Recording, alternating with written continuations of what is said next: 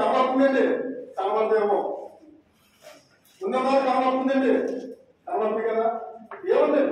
దేవుని హత్తుకొని ఉండుట. దేవుని హత్తుకుంటే వచ్చే ప్రయోజనాలు, లేదంటే హత్తుకోకపోతే వచ్చే నష్టాలు.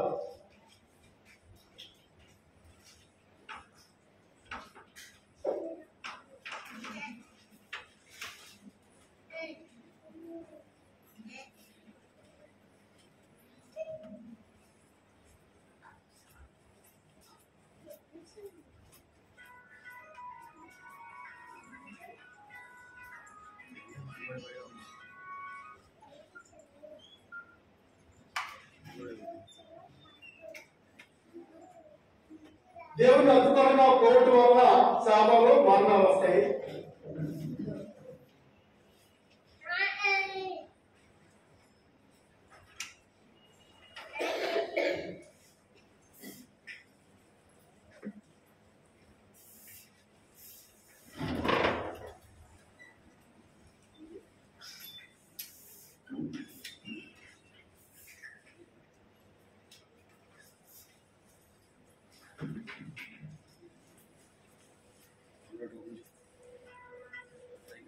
దేవుని హత్తుకొని ఉండటం వల్ల దేవుడు వస్తాయి, జీవంలో ఉంటాం. దేవుని హత్తుకోవడం పోవడం వల్ల శాపంలో మరణం వచ్చే అవకాశం. అయితే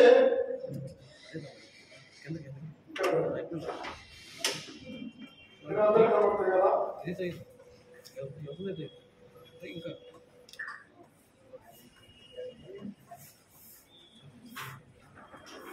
హత్తుకొనుట అన్నది మనకి అర్థం చేస్తే దాని మీద ఈ రోజు అంత పాపం ఉన్నది. అయితే నేను సమయం అవుతుందండి, చూడండి 9:45 అయితే నేను 10:30 ముగించాను కదా, ఇంకేనా ఇంకా 10 నిమిషాలు ఎక్స్ట్రా తీసుకోండి. ఇది చెప్పాలంటే పాఠం 1.5 గంటలు పడుతుంది.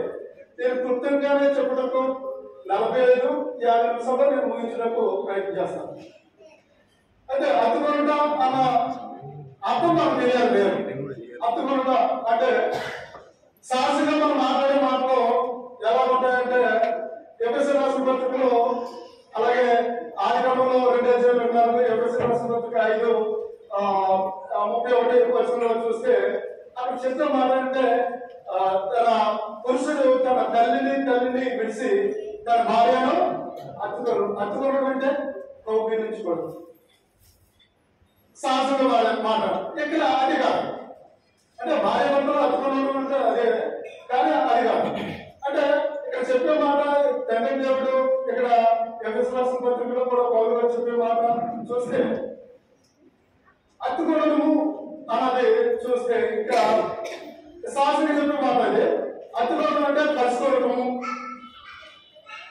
ఏకాగ్రం కలిగి ఉండడము, సాంగత్యం చేయడము, అంటే సహవాసం చేయడము, ఆయన ఆజ్ఞ కైకొనడము, ఆయన ప్రేమించడము అన్న హత్తుకొనడం అన్నది, ఆయనతో నడుచుట అన్నది హత్తుకొనడం అన్నది ఆ మాటకు అర్థాలు వస్తాయి.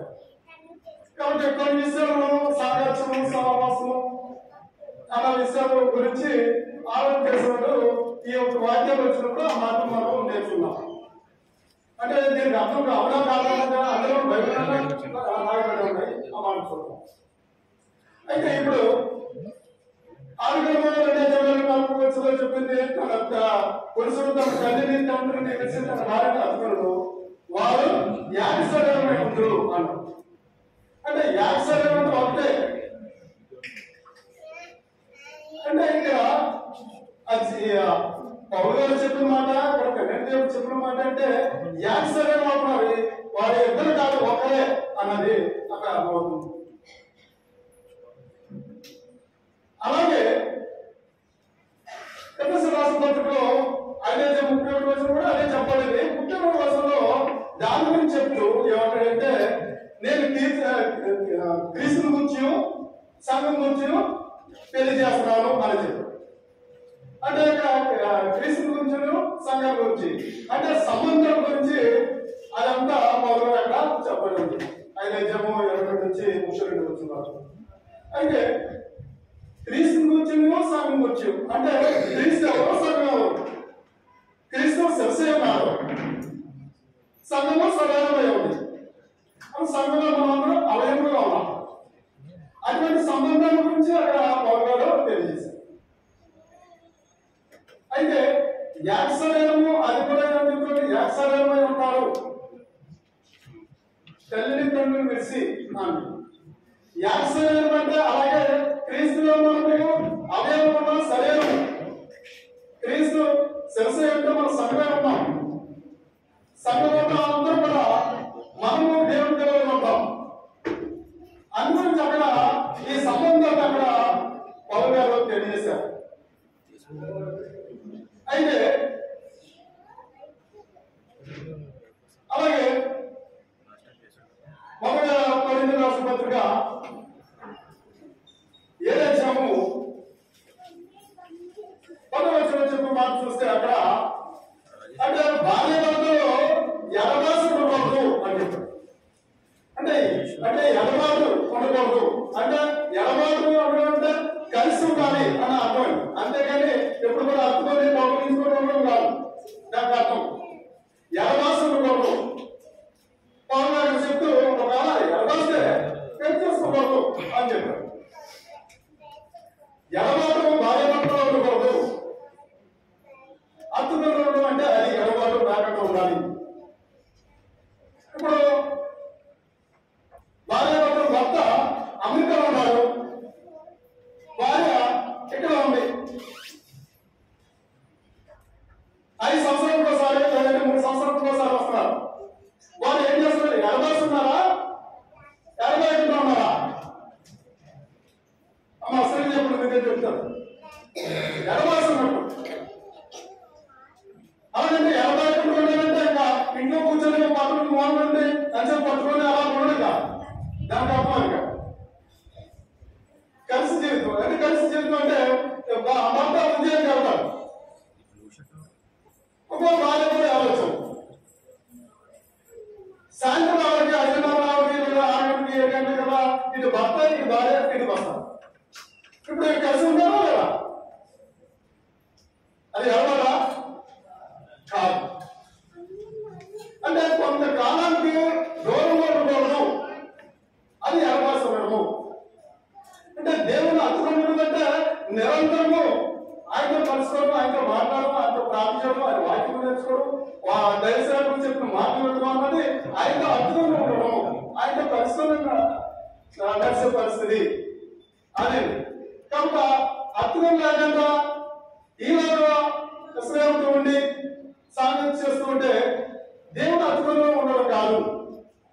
దేవుడు నిరంతరం జ్ఞాపకం చేసుకుంటూ ఉండాలి, నిరంతరం జ్ఞాపకం చేసుకోవాలి. ఏ పనులు ఎవరితో మాట్లాడినప్పుడు కూడా దేవుని మాటలు రావాలి. నీ భార్యతో ఉన్నప్పుడు, నీ పిల్లలతో ఉన్నప్పుడు దేవుని మాటలే. వాళ్ళు చెరుపని చేస్తుంటే దేవుడు ఎలా చెప్పాడు రా అని చెప్తూ ఉండాలి. అది ఎవరు లేకుంటే సంఘర్షము. అలాగే మొదటి కొరింథీయులకు రాసిన పత్రిక 6వ అధ్యాయము 16వ వచనంలో చెప్పే మాట ఏంటంటే ఎవరైనా పురుషుడు కానీ వేసంతో కలుసుకుంటే ఆ దేవంలో కలిసినట్టు వారిద్దరూ కూడా యాక్సరంలో ఉన్నట్టు అని చెప్తారు. అంటే ఇప్పుడు భర్త దూర ప్రాంతంలో ఉన్నాడు, భార్య ఎక్కడ ఉంది, దగ్గర మధ్యలో 2 సంవత్సరాలు అయిపోయింది. భర్త కొరకు రావచ్చు, భార్య కొరకు రావచ్చు. కొరకు వచ్చినప్పుడు అక్కడ ఒకవేళ అక్కడ వేసి ఉన్నారు, వేసంతో సాంగత్యం చేస్తే ఇక్కడ భార్యను వదిలిపడేసి వేసంతో చేస్తే వేసవి దేహంలో ఉన్నప్పుడు కూడా వారితో కూడా యాక్సిడెంట్ అవుతున్నారు. అంటే ఇది డిఫరెన్స్ పౌరులు చెప్పారంటే మనం దేవుడితో సాంగత్యం చేస్తున్నామా, ఈ లోకంతో మనసు సాంగత్యం చేస్తున్నామా? కాబట్టి వేసవిని కలుసుకున్న వాడు ఆ దేహము ఏకమైపోతుంది. కాబట్టి వేసవితో సాంగత్యం చేయకూడదు, వేసవిని కలుసుకోకూడదు. కలుసుకోవాలంటే మాట్లాడడం కాదండి, మోహించడం. కాబట్టి కలుసుకుంటే వచ్చే నష్టం ఏంటంటే వేస్తిగా